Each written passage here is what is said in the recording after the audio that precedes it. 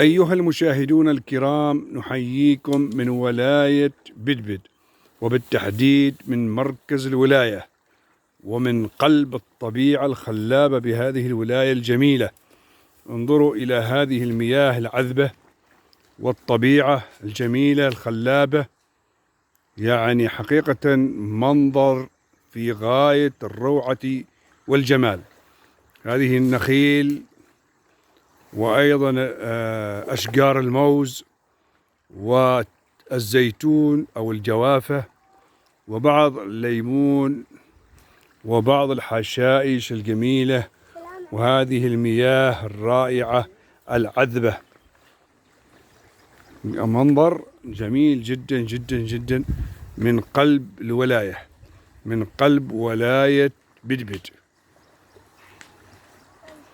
هذه الولاية حقيقة تحتضن الطبيعة والتراث والتاريخ، تحتاج فقط الاهتمام أو يحتاج الاهتمام بها، أن تعطى حقها من التنمية لتكون أيضا رافد من روافد السياحة، وتكون أيضا تساهم في انتعاش الاقتصاد بالبلد.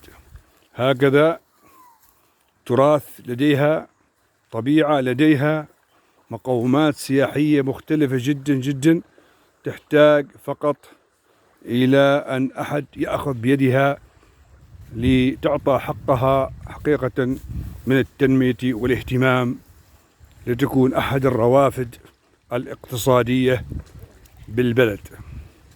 طبيعة جميلة ومنظر رائع.